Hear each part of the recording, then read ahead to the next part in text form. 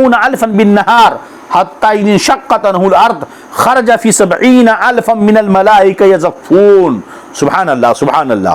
چنانچہ یہ حدیث پاک مروی ہے کہ جب بھی صبح طلوع ہوتی، فجر طلوع ہوتی ہے، جو بھی ہر صبح کو 70 ہزار فرشتے صبح کو اترتے ہیں اور قبر انور کو اپنے پروں سے گھیر لیتے ہیں اور سرکار پر درود و سلام پڑھتے ہیں.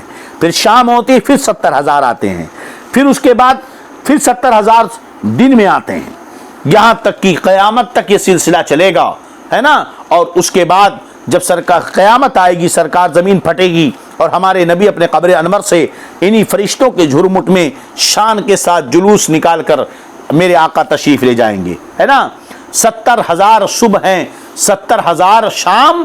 یہ حاضری پورا شعر مجھے نہیں یاد ہے، اگر کسی کو یاد آ رہا تو بتائیں. 70 ہزار صبح ہیں تو 70 ہزار شام.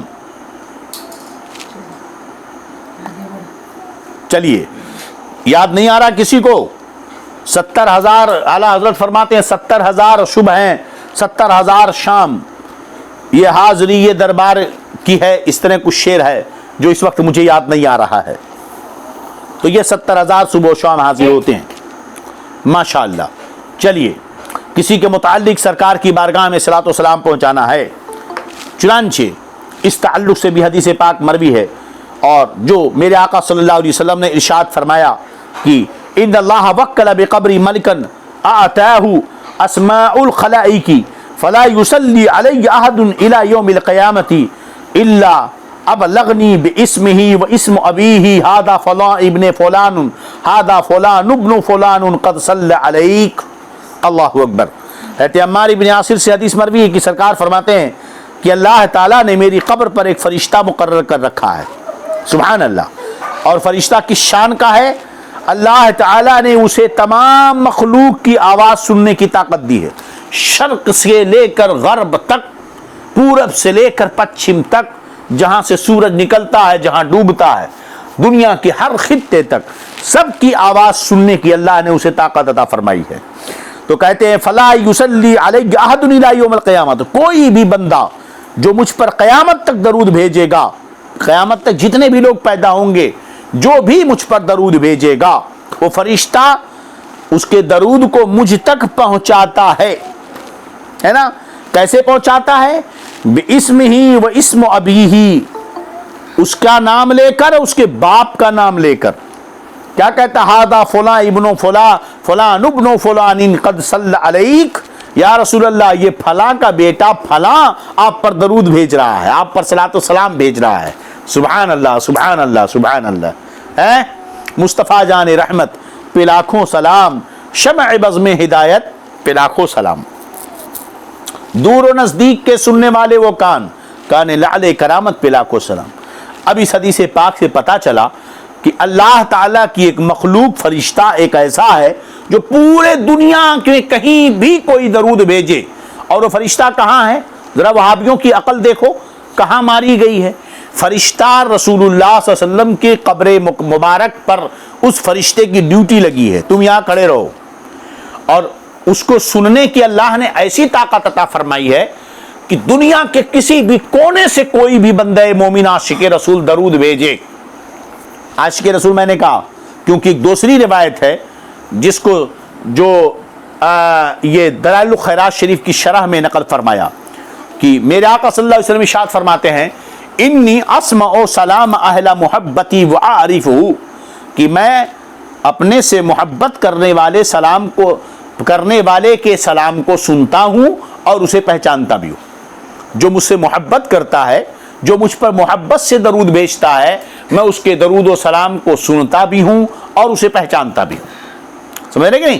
تو جو عاشق رسول دنیا کے کسی کونے سے مصطفیٰ جان رحمت صلی اللہ علیہ وسلم پر، آقا پر درود و سلام بھیجے تو یہ فرشتہ جو متعین ہے وہ سنتا ہے. اب بتائیے یہ شرک ہوا یا نہیں؟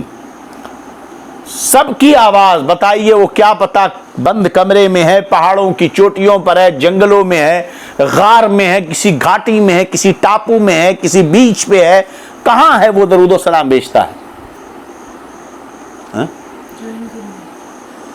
کہاں پر رہتا ہے؟ سب کے سلام کو وہ فرشتہ سنتا ہے. تو اگر فرشتے کے لیے سننا ثابت تو ہمارے نبی کے لیے سننا شرک کیوں ہے نا؟ سمجھ رہے ہیں کہ نہیں؟ ہاں اللہ اکبر. سن لے آدم میں بگڑنے کا نہیں. ہاں کہیں سے تم پکارو سرکار دو جہاں صلی اللہ تعالی علیہ وسلم ہماری سنتے ہیں. بات سمجھ میں آ رہی کہ نہیں؟ اب یہ کہتے ہیں نہیں فرشتہ پہنچاتا ہے نا, یہ کہتے ہیں نہیں فرشتہ پہنچاتا, ہمارے نبی نہیں سنتے, وہ حدیث سے ثابت ہے. لیکن اگر نبی سنیں تو اس میں شرک کہاں سے لازم آیا؟ اگر شرک ہوتا تو فرشتے کا سننا بھی شرک ہوتا, کیونکہ شرک تو کبھی جائز نہ رہا. بات سمجھ میں آ رہی کہ نہیں؟ تو دوسری حدیث انی اسمع و سلام اہل محبتی و عارفہ, میں جو مجھ پر محبت سے درود و سلام بھیجتا ہے میں اس کے درود و سلام کو سنتا بھی ہوں اور اس کو پہچانتا بھی ہوں. اب رائے ہے کہ فرشتے کو اللہ نے کیوں متعین کیا ہے؟ بھائی میرے نبی تو کائنات کے دولہا ہے نا, تو دولہا کی تو شان ہی ہوتی ہے نا کہ اس کے پاس حاضر ہو اور اس کی عزت و عظمت ہو. ارے فقط اتنا سبب ہے انعقاد بزم محشر کا کہ ان کی شان محبوبی دکھائی جانے والی ہے نا. عرش پہ کیا ہے تازہ چھیڑ چھاڑ, فرش پہ طرفہ دھوم دھام, کان جدھر لگائیے تیری ہی داستان ہے. تو شان ہے, وہ بادشاہ کی شان ہوتی ہے کہ وہ تخت پہ بیٹھا ہوتا ہے اور اس کے لیے کارندے متعین کیے جاتے ہیں. ایک مثال سمجھا رہا ہوں, وہ سب کی عرضیاں جا کر کے لیتا نہیں, بلکہ دربان عرضیاں سب کی پیش کرتا ہے اس کے پاس. اس کا یہ مطلب نہیں کہ بادشاہ ان عرضیوں کو لے نہیں سکتا یا ان عرضیوں کو پڑھ نہیں سکتا, بلکہ بادشاہ تخت پہ بیٹھا ہوتا ہے, عرضیاں دربان لیتا ہے, اس کے بعد دربار شاہی تک پہنچاتا ہے, پھر بغل میں کھڑا ہوا جو ہے پڑھنے والا دربار میں آئے ہوئی عرضیوں کو پڑھتا ہے. بادشاہ سلامت, فلاں گاؤں کا رہنے والا فلاں شخص آپ کی بارگاہ میں یہ عرض کرتا ہے. اس کا یہ مطلب نہیں کہ بادشاہ اس چیز کو نہ پڑھ پائے گا, نہ سن پائے گا, نہ دیکھ پائے گا. یہ نبی کی شان ہے. چلیے بعضوں کے متعلق قبر میں سوال و جواب کرنا ہے تو حدیث پاک میں بخاری شریف کی حدیث پاک مشکات کتاب جو ہے قبر میں جب آپ باب و آداب القبر میں آپ دیکھیں گے تو حدیث ملے گی, ان العبد اذا وضع في قبره وتولى وذهب اصحابه حتى انه ليسمع قران عالهم اتاه ملكان فقداه فيقولان ما كنت تقول في هذا الرجل محمد صلى الله عليه وسلم فيقول اشهد انه عبد الله ورسوله. بخاری شریف کی حدیث پاک ہے, وہاں کتاب الجنائز میں ہے, یہاں باب و آداب القبر میں ہے. تو دونوں جگہوں پر یہ روایتیں موجود ہیں کہ حضرت انس فرماتے ہیں سرکار دو جہاں صلی اللہ علیہ وسلم نے فرمایا کہ جب بندے کو قبر میں لٹا دیا جاتا ہے اور اس کے رشتہ دار واپس جاتے ہیں, ساتھی واپس ہو جاتے ہیں, تو وہ ان کے چلنے کی جوتیوں کی آواز کو سنتا ہے. سوچو مردے کی سننے کی طاقت, کہتے مر گئے کہاں سنتے ہیں. ارے جاہلوں اس حدیث کو پڑھو. مردے کی سننے کی طاقت یہ ہے کہ خود آپ کو آپ کے چلنے کی جوتیوں کی آواز نہیں آتی, مگر قبر میں مردہ منو مٹی کے نیچے لوگوں کے چلنے والوں کی جوتیوں کو سنتا ہے. پھر فرماتے ہیں آقا دو فرشتے آتے ہیں, اسے اٹھا کر بٹھاتے ہیں, پھر کہتے ہیں ما کنت تقول فی ھذا الرجل. یہاں پر بخاری میں یہ ہے اور دوسری روایتوں میں یہ ہے, فرشتے اسے کہتے ہیں کہ من ربو کا, تیرا رب کون ہے, ما دینو کا, تیرا دین کون ہے, ما کنت تقول فی شان ھذا الرجل, ان کے بارے میں کیا کہتا ہے. تو بخاری نے جو روایت کیا اس میں صرف ایک ہی سوال کا ذکر ہے کہ رسول اللہ کے بارے میں پوچھا جائے گا. دوسری روایتوں میں کہ اللہ کے بارے میں, دین کے بارے میں پوچھا جائے گا. لیکن بخاری نے جو روایت کیا اس میں یہ ہے کہ سرکار کے بارے میں پوچھا جائے گا. بہرحال وقت تو زیادہ ہو رہا ہے, ہم سمجھتے ہیں بہت تفصیل ہو جاتی ہے, مگر ایمان کی تازگی کے لیے کہ خود اس فقیر کو بڑی تازگی محسوس ہوتی ہے, فرحت و انبساط ہوتا ہے جب یہ باتیں میں آپ کو سناتا ہوں. اور آپ کو ہوتا ہوگا یقیناً, جو سچا پکا مومن ہوگا, عاشق رسول ہوگا, اسے سرکار کی اس شان شانہ کی جانے جانا کا ذکر جب ہوگا تو یقیناً اس شاخ کو تو لذت ملے گی ہی ملے گی, ہے نا. چلیے خیر, تو یہ فرشتوں کے ذمہ کام ہے, بعضوں کی ذمہ عذاب ہے. تو حضرت اسرافیل علیہ السلام کے ذمہ سور پھونکنا ہے اور فرشتوں کے ذمہ دوسری چیزیں ہیں. اور یہ بھی عقیدہ رکھنا ہے کہ فرشتے نہ مرد ہیں نہ عورت ہیں، سمجھے کہ نہیں؟ اور یہ بھی نہیں کہہ سکتے فرشتے نہ مرد ہوتے ہیں نہ عورت ہوتے ہیں، ہاں ان ساری چیزوں سے وہ پاک و صاف ہوتے ہیں۔ قرآن پاک میں جگہ جگہ اس کا رد فرمایا کہ بعض کفار مکہ کہتے تھے کہ فرشتے معاذ اللہ اللہ کی بیٹیاں ہیں، اس نے بیٹیاں بنا رکھی ہیں، ہے نا؟ تو آپ سورہ کہف پڑھیں گے تو اس کا رد اس میں ملے گا، قرآن پاک میں متعدد مقامات پر ہے۔ ہاں قالوا اتخذ اللہ ولدا، لوگ کہتے ہیں کہ اللہ نے بچے بیٹے بنا رکھے ہیں، ہے نا؟ لا حول، تو اللہ فرماتا ہے کہ پاکی ہے میرے لیے کہ میں بیوی بناؤں یا بچے بناؤں۔ وہ نہ مرد ہوتے ہیں نہ عورت ہوتے ہیں۔ ان کو قدیم ماننا یا خالق جاننا کفر ہے۔ صرف قدیم اللہ کی ذات ہے، خالق صرف اللہ کی ذات ہے، لہذا فرشتے نہ قدیم ہیں نہ وہ خالق ہیں، نہ وہ قدیم ہیں نہ وہ خالق ہیں، انہیں قدیم یا خالق ماننا یہ کفر ہے۔ چلیے اب آگے، ان کی تعداد وہی جانے جس نے ان کو پیدا کیا، اور اس کے بتائے سے اس کا رسول کتنے ہیں اللہ ہی بہتر جانے، اور اس نے اپنے رسول کو بتایا، رسول جانے، ہمیں اس کا صحیح پتہ نہیں ہے۔ کیوں؟ سورہ مدثر میں اللہ ارشاد فرماتا ہے وَمَا يَعْلَمُ جُنُودَ رَبِّكَ إِلَّا هُوَ، تیرے رب کے لشکر کو کوئی نہیں جانتا سوائے اس کے کہ اس کی لشکری، اس کی لشکر کتنی بڑی ہے نا، اس کی فوج کتنی بڑی ہے۔ وَمَا يَعْلَمُ جُنُودَ رَبِّكَ، کوئی بھی تیرے رب کے لشکروں کو نہیں جانتا۔ وَمَا يَعْلَمُ جُنُودَ رَبِّكَ إِلَّا هُوَ، تیرے رب کی لشکر کو اس کے علاوہ کوئی نہیں جانتا ہے۔ بات سمجھ میں آ رہی کہ نہیں؟ اس کے بتائے اس کا رسول جانتا ہے۔ چار فرشتے بہت مشہور ہیں، جبریل، میکائیل، اسرافیل، اسرائیل علیہ السلام، یہ سب ملائکہ پر فضیلت رکھتے ہیں۔ یہ سب کے سب کہاں فضیلت رکھتے ہیں؟ ملائکہ پر فضیلت رکھتے ہیں۔ چنانچہ تفسیر کبیر میں یہی فرمایا کہ اکابر الملائکہ فمنہم جبریل و میکائیل صلوات اللہ علیہ السلام،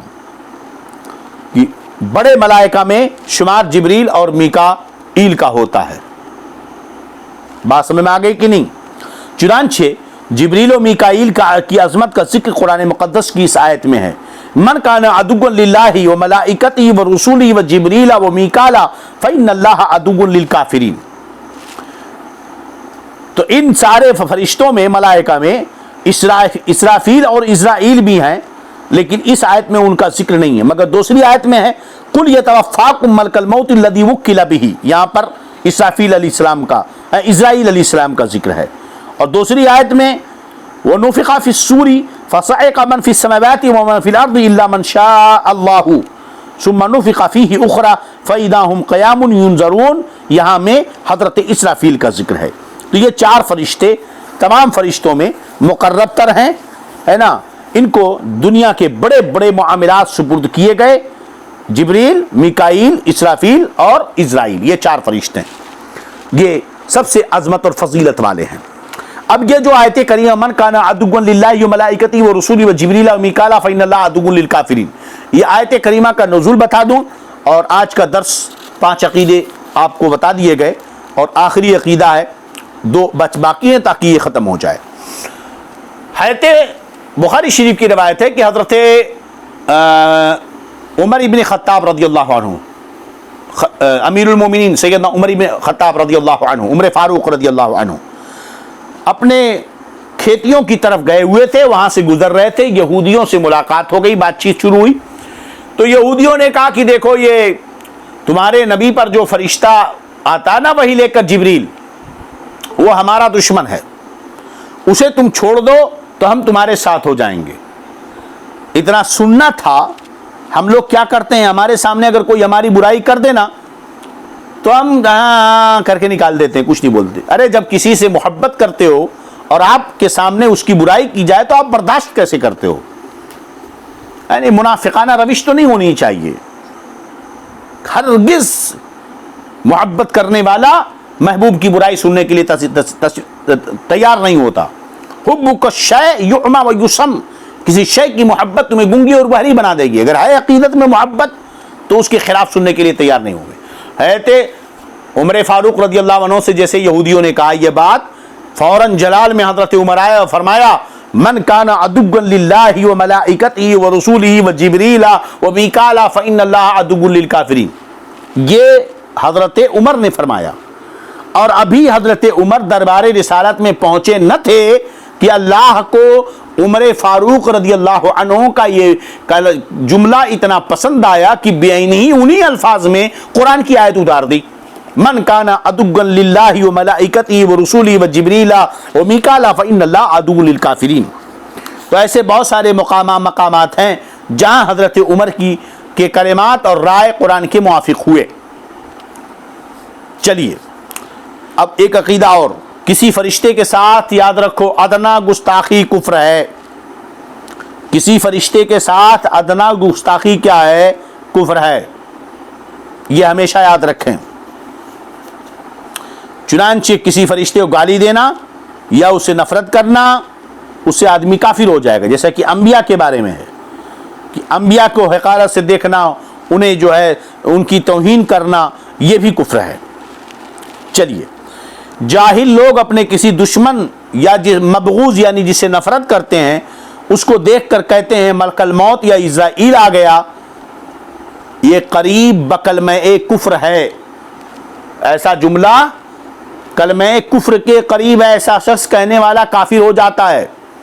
کفر کا حکم تو نہیں لگایا جاتا ہے لیکن ایسا جملہ کفر کے قریب ہے. تو قریب کفر کے پہنچنا یہ بہت چھوٹی موٹی بات نہیں ہے. صدر الشریعہ رضی اللہ عنہ فرماتے ہیں قریب بکلمہ کفر ہے. بات سمجھ میں آ رہی کہ نہیں؟ ہاں. چلیے، حالانکہ بحر الرائق وغیرہ میں اسے کفر کہا ہے، جیسا کہ کتاب السیر وغیرہ احکام المرتدین میں صاحب بحر الرائق نے یکفر بقولہ لغیرہ رؤیت ایاک رؤیت ملک الموت عند البعث خلافا للاکثر. تو اس لیے چونکہ بعض فقہاء نے اسے کفر کہا ہے نا، لیکن یہاں تعویل ہو سکتی ہے، اس لیے ایسا جملہ قریب بکلمہ کفر فرمایا. لہذا ایسے جملے کبھی نہ کہے جائیں. کچھ لوگ کسی کو دیکھ کر کہتے ہیں وہ دیکھو ملک الموت آ گئے، معاذ اللہ استغفر اللہ. ایسے جملے نہیں استعمال کرنا چاہیے. اگلا عقیدہ، فرشتوں کے وجود کا انکار یا یہ کہنا کہ فرشتہ نیکی کی قوت کو کہتے ہیں اس کے سوا کچھ نہیں، یہ دونوں باتیں کفر ہیں. فرشتوں کے وجود کا اگر کوئی انکار کرے یہ بھی کفر ہے، اور یہ کہنا کہ فرشتہ نیکی کی قوت کا نام ہے اور کچھ نہیں ہے یہ بھی کفر ہے. دونوں کفر ہے. سمجھ رہے ہیں کہ نہیں؟ فرشتے نوری مخلوق ہیں، نیکی کی قوت کا نام نہیں ہے فرشتہ، بلکہ وہ کیا ہے؟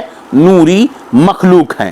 جیسا کہ سر سید احمد خان ملحد انگریزوں کے ایجنٹ نے جگہ جگہ مانا اور فرشتوں کے وجود کا انکار کیا اور کفریات بکے، ہے نا. تو اس لیے سر سید جو ہے اگرچہ اس نے بہت بڑا کام کیا دنیاوی اعتبار سے، مگر وہ عقیدے کے اعتبار سے زندیق اور ملحد تھا.